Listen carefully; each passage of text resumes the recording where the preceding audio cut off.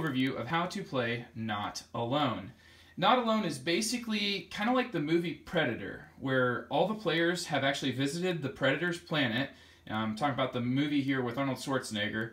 Anyway, what players will do is they will all be essentially being hunted by this organism that's played by one of the players. So it's a one versus many hide-and-seek style game. If you've ever played Nuns on the Run, it's kind of like that.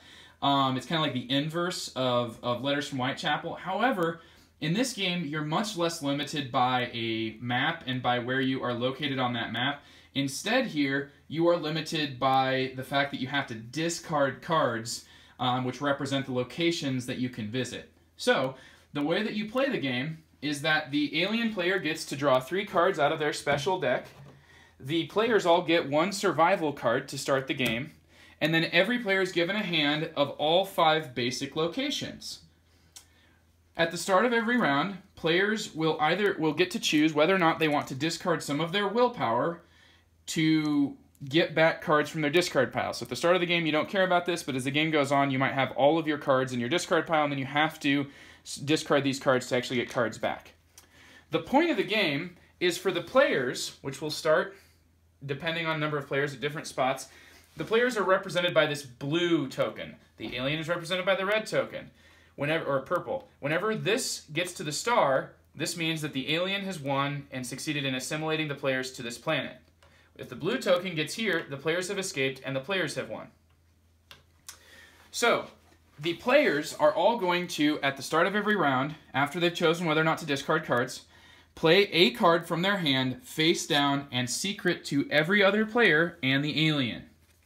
The alien will then get to place his token, which is this token, represents himself, and if he plays cards, may also get access to a hunt token and maybe even access to this Artemia token, which represents the planet Artemia that you're on, sort of working against the players. As this blue marker moves closer and closer towards the player victory, there will actually be times when the Artemia token is automatically made available to the alien player. And what he does is, after all players have chosen where they're going, the alien player is going to take, this is essentially the map of Artemia out here, numbered 1 through 10, and he's going to place his token and maybe the Artemia token or the hunted token on locations here. And these are the places that he is essentially saying, I think I'm going to find players at. After he's done that, all players reveal and resolve their locations. If a player visits a location that the alien is at, they do not get to take the action listed on the card. Instead, they lose willpower and do not get to do that. So, if a player ever loses all their willpower, they do what's called give up, which moves this token, the alien victory marker, towards victory, closer towards that star that you need. And then they actually will get all of their cards back and all their cubes back. So, it's actually not that bad for the players because there's no player elimination. Instead, they just get, this is not your alien that's trying to kill the players. This is an alien that's trying to get the players to become one of us, one of us. So slowly losing willpower, and then the players will either eventually escape or they will eventually be part of the planet. So any player, though, that is in a spot that the alien has not visited will get to take the action on the card.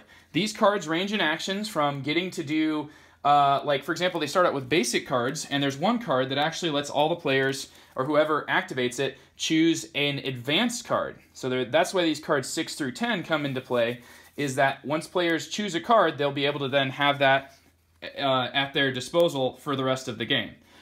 After the players have all resolved any locations that they can, you can also choose to just pick up a card from your discard instead of doing that location. After that, the players' cards that they played will be placed in their discard pile. So it's not till the end of the round that it goes into your discard pile. And then you kind of start everything over. Every round, the blue marker actually moves closer and closer towards a player victory automatically. And the only way that the alien can actually get this to move here is by actually finding the players or getting them to give up their willpower. So the players automatically win if the game goes on long enough, but the alien player is going to win if he's able to find players and get them to lose their willpower. So that is how you play a game of Not Alone. As I said before at the beginning, you get survival cards, which all tell you when you can play them, and the alien player has 3 survival, they're not called survival cards, but it has 3 cards that they're able to play, and they always have a hand of 3. They're only able to play 1 per round, but basically at the end of every round they fill it back up to 3, and these are going to allow the alien player to do some pretty messed up things and make it more difficult for the player. So definitely there's a lot more going on here because of what these cards are, but it's all very simple, and it's basically just you play a card face down. If you're not, if you're the alien, you got to do a little bit more and kind of understand more of what the game is. But if you're one of the human players, you'll just be playing a card face down and trying to essentially last out the alien, because you will then eventually win the game. If you're the alien, you're trying to catch the players. It's all really compacted, and it doesn't have that sort of messy map, like where am I at, how far can I go, and there's a little bit less of a cat and mouse feel. But anyway, this is how you play a game of Not Alone. Now let's talk about my thoughts about the game. Hi, I'm going to give you my thoughts on the game Not Alone. So I just gave you a brief overview of how to play. Now let's talk about what I think about the game.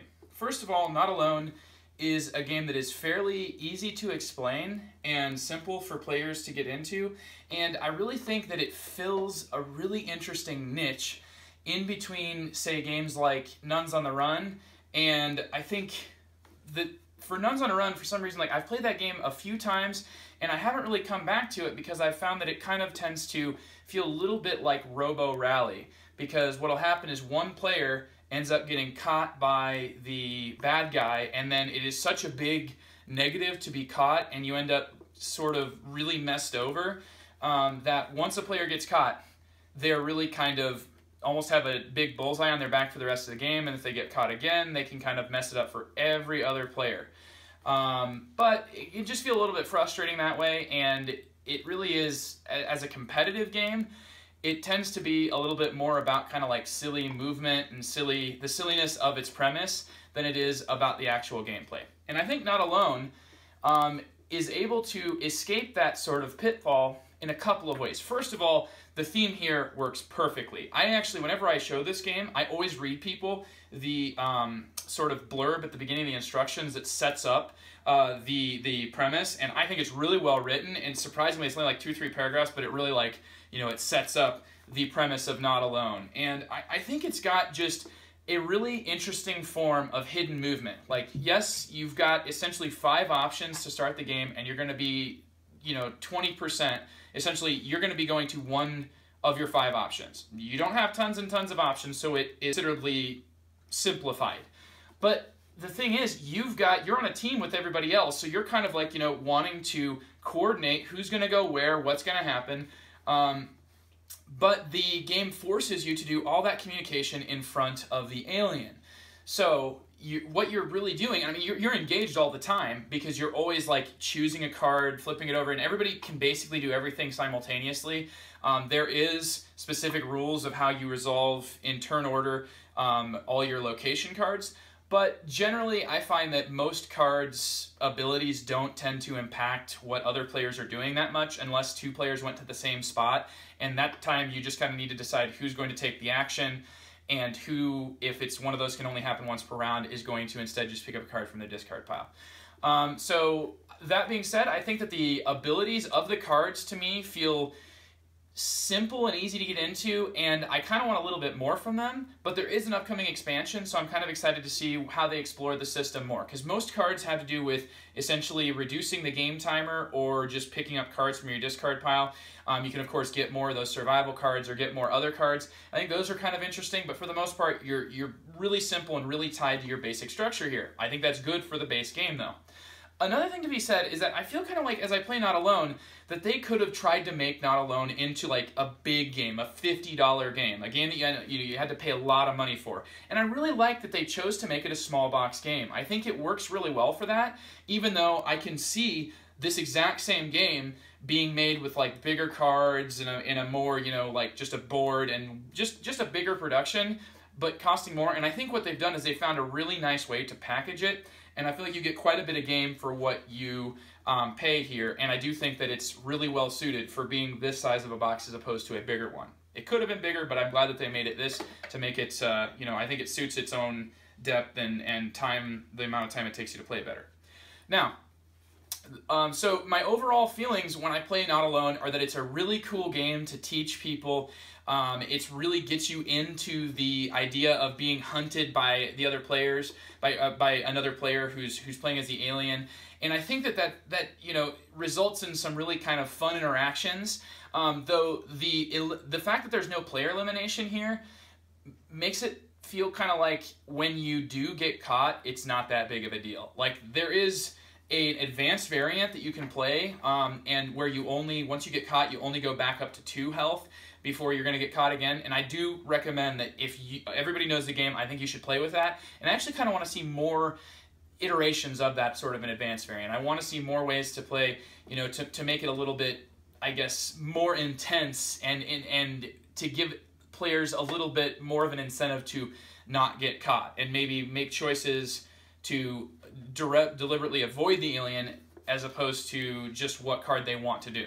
That's what I find frequently, is I'm kind of like, well, what card do I think I want to do? I do consider where I assume the alien's going to go, and you know, it does result in that sort of like, well, I think he's going to go here, so then I start double thinking, and that's really cool.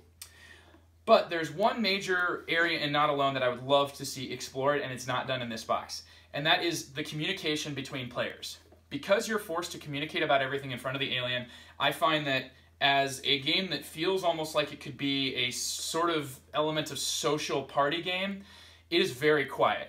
Like, you are never communicating with other players because everything that you say can be used against you by the alien.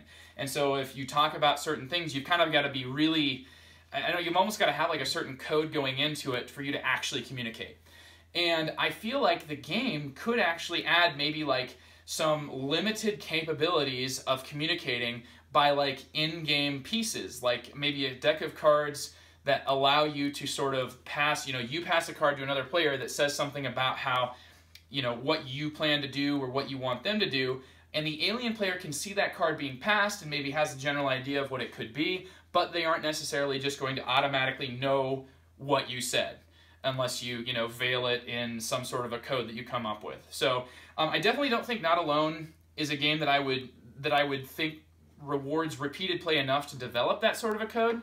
I think that it's, you know, it's more about like this quick and really intense experience that's very, very streamlined into a nice little package that's easy to teach and plays quickly.